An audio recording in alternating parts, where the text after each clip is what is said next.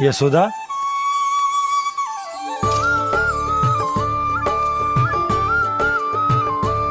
यशोदा, कुम्हार के यहां से दीपक ले आए हूं। हर बार की भांति इस बार भी पूरा गांव दीपों से जगमगा उठे हो। वृंदावन में जे हमारी पहली दीपावली है और जे हम बड़ी धूमधाम से मनाएंगे। रानी भाभी, तोरण के रूप में जे टांग दो दौर पे। हाँ, टांग दे। अरे ठहरो बंसी, जे तोरण थोड़ी ना है। तोरण तो आम के पत्तों और गेंदे के फूल का बनता है। जे किसने कही तुझे ऐसे टांगने के लिए? तोरण क्यों टांगते हैं पता है? हे नारायण, तोरण इसलिए टांगते हैं ताकि बुराई और नकारात्मकता को हम द्वार के बाहर ही रोक दें और भीतर उन शक्तियों को आमंत्रित करें जो ऊर्जा, उत्साह और दिव्यता से भरी हो, जैसे मैया लक्ष्मी। रानी भाभी, ये बात समझ में ना आई कि तोरण में केवल आम के पत्तों और गेंदे के फूलों को ही क्यों लगाया जाता है? वो इसलिए बंसी, क्योंकि आम के पत्ते घर के भीतर की दूषित वायु को खींचकर बाहर निकाल देते हैं और किसी भी प्रकार की नकारात्मक ऊर्जा को उसका हरा रंग घर के भीतर प्रवेश ना करने देते और आंखों को शांति और सुखद अनुभव कराते है, वो बात अलग। इसी प्रकार से गेंदे के फूल भी किसी भी प्रकार की नकारात्मक ऊर्जा को घर के भीतर प्रवेश ना करने देते और उनकी गंध से कीड़े मकोड़े भी घर से दूर ही रहते हैं। समझ में आई बात? जी समझ गए हो। हाँ, तो समझ गए हो तो जा ना, शीघ्र आम के पत्ते लेके आ जा। जी। यशोदा, अपने कान्हा के गौचारण से लौटने की प्रतीक्षा में तुम जितनी व्याकुल हो ना, उतना व्याकुल तो अयोध्यावासी भी ना थे भगवान श्री राम के वनवास से लौटने पर। हर मैया के लिए उसका लल्ला श्री राम ही होता है। अच्छा एक बात बताओ, तुम अपने श्री राम, मेरा अर्थ है कि तुम्हारे लल्ला की प्रतीक्षा ऐसे ही भूखे प्यासे खड़े रहकर इस द्वार पर करने वाली हो क्या? भोजन की स्मृति सता रही है आपको? अपने लल्ला की कोई चिंता ना है। सारे बालक वन में अकेले हैं, अब तो बंसी भी यहाँ आ गए हैं। नारायण ही रक्षा करे उन सबकी, कहीं कोई अनहोनी ना हो जाए। इतने घने वन में कहीं कोई पशु या कोई राक्षस आ गो तो? अभी तो कह रही थी कि तुम्हारा लल्ला श्री राम है। अरे श्री राम तो 14 बरस का वनवास काटकर सुरक्षित अपने घर लौट आए थे। तुम्हारा लल्ला तो सवेरे गया है गौचरण को, गोधूली के पहले वापस आ जाएगा। चिंता मती करो यशोदा, अकेले रहकर सब संभालेगो तभी तो हर परिस्थिति का सामना अच्छे से कर पाएगो।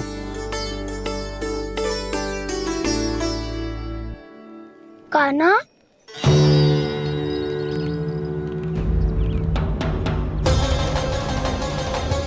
अब की बार तो पूरा फंस गया। अब इस स्थिति को कैसे संभालूं? जी कैसे हो?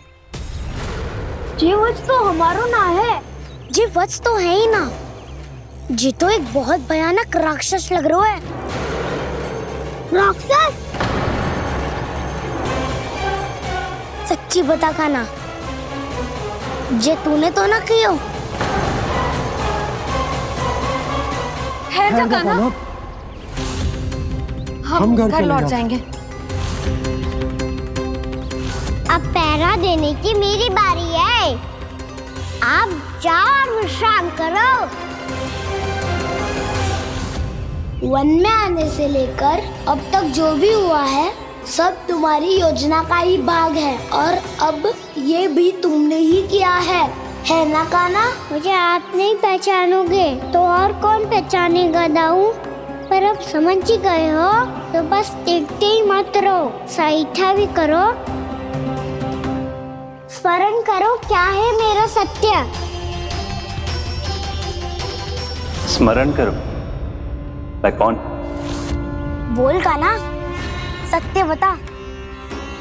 तू नहीं करो अजय? इतना बड़ा वत्स, बल्कि वत्स भी नहीं, इतना बड़ा राक्षस और इतना छोटा सा कान्हा। उज्जवल अपने बड़बोलेपन में कुछ भी बोलने लगते हो तुम। भला कान्हा में इतनी शक्ति कहाँ जो इतने बड़े राक्षस की ये दशा कर पाए। तो फिर ये किसने करो जे? ये कार्य तो बस श्री नारायण ही कर सकते हैं, है ना कान्हा? इतनी क्षमता तो उन्हीं में हो सकती है, पर सखाओ इसके बारे में गांव में किसी को पता ना चलना चाहिए। क्यों? क्योंकि यदि हमारे माँ को पता चल गया कि यहाँ कुछ ऐसा हुआ है, तो फिर कल से हम में से कोई भी यहाँ ना आ पाएगा। तो फिर गांव में ही खेलना छुपन छुपाई। उन सब का तो केवल वन आना बंद होगा। पर मेरी मैया तो मुझे घर से बाहर निकलने ही ना देगी। मैं तो हाँ क्यों ना कह रहा है? क्योंकि हम यदि वन में आते ही रहे और ऐसे भयानक राक्षस या पशु ने हम पर फिर से आक्रमण कर दिया तो कान्हा, है ना? मेरे कहने का अर्थ है कि श्री नारायण है ना, जैसे उन्होंने आज हमारे प्राणों की रक्षा की, भविष्य में भी वही करेंगे। तो चलो और सारे के सारे खाद होली का समय हो गया है, वापस चलना चाहिए। मना तो कर दिया है, पर ये सब मानेंगे यदि इनमें से किसी ने भी भैया के सामने मेरा पेट खोल दिया तो?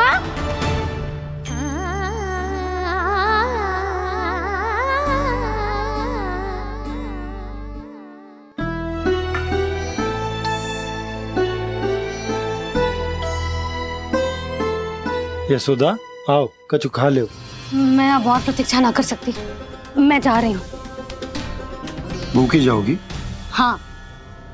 और जब कान्हा पूछेगो कि मैया आपने भोजन कियो कि ना, तो क्या कहोगी?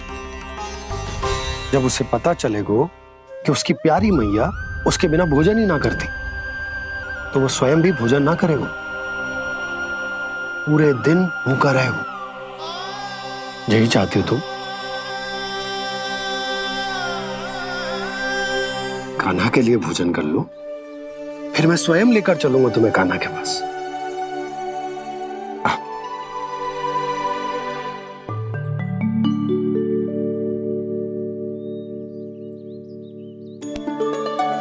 आपने कान्हा का नाम लियो है, इसीलिए खा रही हूँ।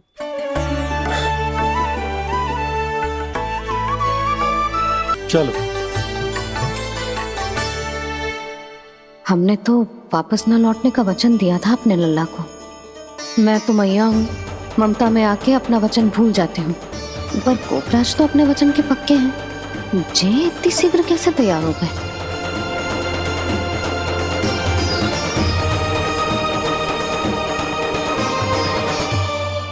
मरण है ना, आज जो हुआ है उसके बारे में कोई एक शब्द भी ना बोलेगा, समझ गए?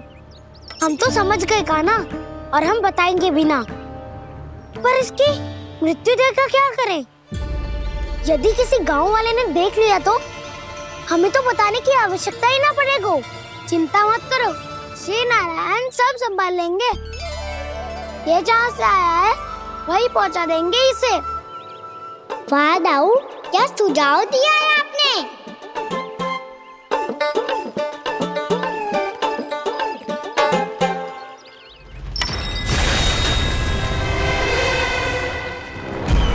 देखना तुम दोनों, जो कोई नहीं कर पाया वो वत्सासुर करके दिखाएगा, बद्ध कर देगा मेरे उस शत्रु का विष्णु अवतार।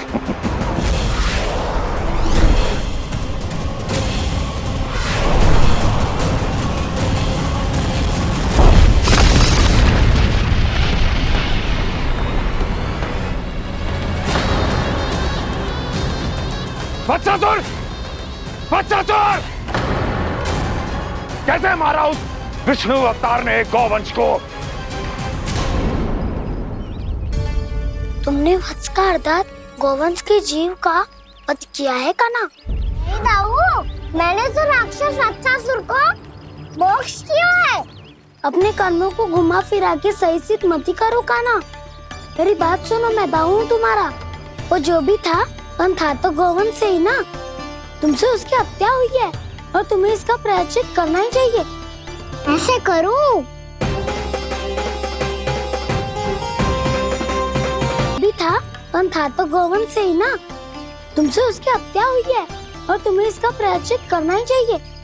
पर कैसे करूं? मैं तो चलते चलते थक गया। इतने कंकर पत्थर सूख रहे हो या? वैसे तो मैं चलते चलते एक बार मथुरा पहुंच गया था, पर आज ये धूप के कारण पत्थर अभी तक तपरो है। मेरे तो पाँव ही जल गए। सच्ची, यहाँ से निकलूं तो गंगा नहा लूं। गारो सब पोपिया भी वही कहती है काना।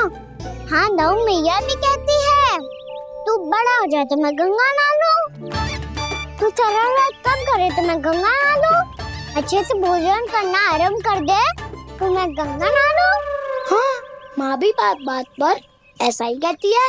और जब मैंने इसका कारण पूछा तो उन्होंने बताया कि गंगा में स्नान करने से सारे पाप धुल जाते हैं।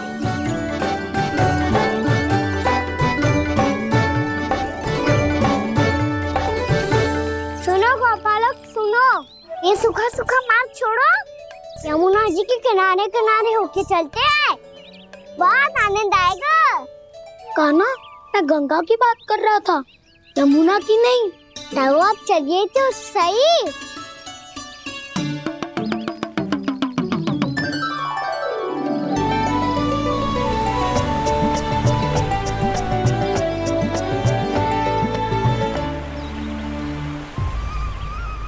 तुम मुस्कुरा क्यों रहे हो? कौन सी योजना बन रही है तुम्हारे मस्तिष्क में? और हम यमुना की ओर क्यों जा रहे हैं? इतनी कोमल और ठंडी है यहाँ की भूमि। काना, बहुत बढ़िया मार्ग चुनो है तूने। पिछले मार्ग पे चलते रहते तो घर पहुँचने से पहले ही प्राण निकल जाते हमारे। यही तो यमुना जी का चमत्कार है सखाओ। अब समझा कि तुमने ये वाला मार्ग क्यों चुना था। पर काना, गंगा स्नान की समस्या का समाधान कैसे निकालोगे तुम? उसमें तो यमुना जी भी सहायता नहीं कर पाएंगी। क्या पता कर ही दे।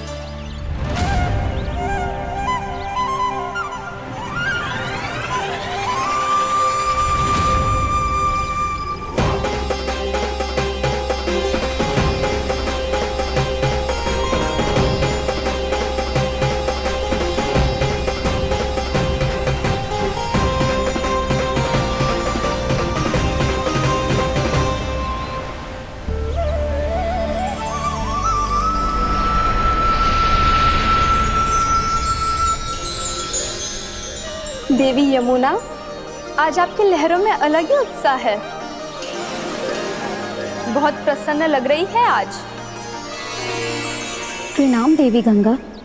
प्रसन्नता की बात तो है ही। वृंदावन में मेरे तट के निकट से होकर आज श्री कृष्ण जा रहे हैं। मेरा जल उनके चरण कमलों को स्पर्श कर पा रहा है देवी।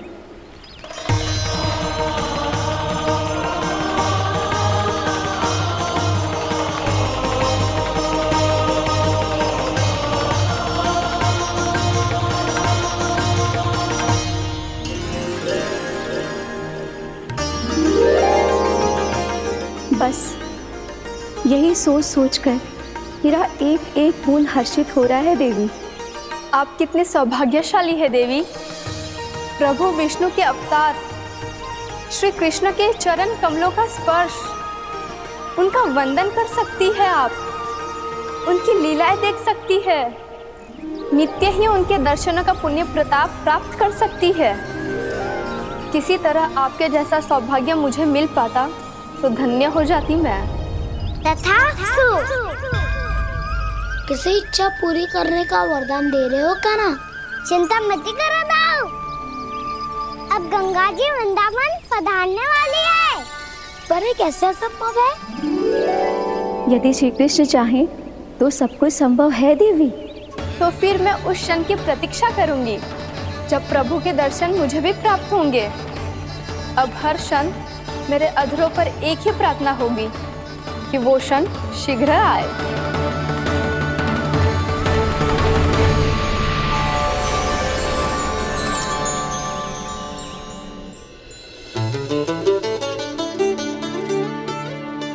लग तो है इस बार दीपावली की सारी सजावट का दायित्व घर के पुरुषों ने ले रखो है।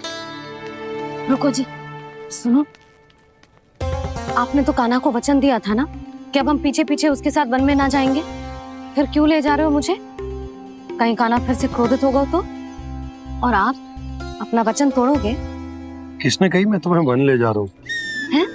स्मरण करो यशोदा, मैंने कही थी कि मैं तुम्हें कान्हा के पास ले जा रहा हूँ। ध्यान से देखो, गोदली बेला है, कान्हा बस आ तो ही होगा। अच्छा, तो जे चतुराई दिखाई है आपने? दिखानी ही पड़ती है यशोदा रानी, जब अपने लल्ला और लल्ला की मैया को दिए हुए वचन का मान रखना हो तो चतुराई तो दिखानी पड़ेगी ना। आओ।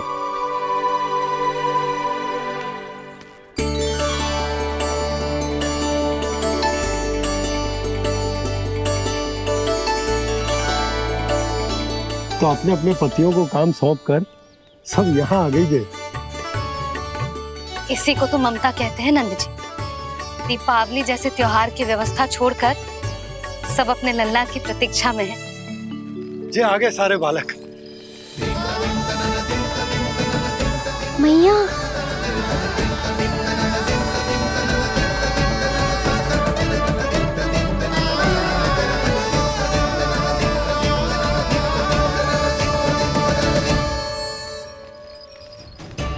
तुम्हारे कहने का अर्थ क्या है कान्हा? कि गंगा जी यहाँ चले आएंगे? पर ये तो असंभव है। तुम कोई महादेव शिव तो ना हो तो गंगा जी को वृंदावन में उतार लोगे? पर अलग भी तो नहीं है। मैं और वो, हम दोनों एक ही हैं।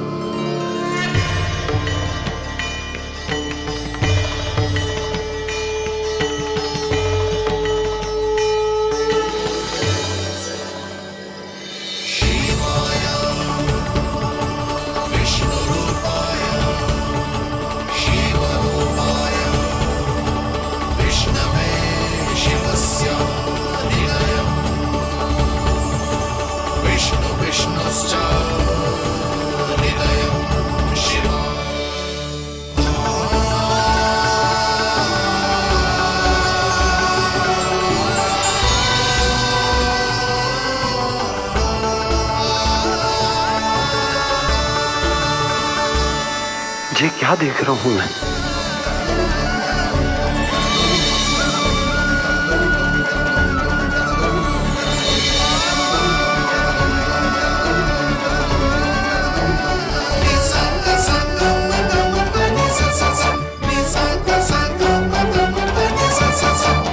देखो तो, श्री नारायण के जैसे सज धज के गया था और कैसे भभूत में लिपट के भोलेनाथ के जैसे बन के लौटो है।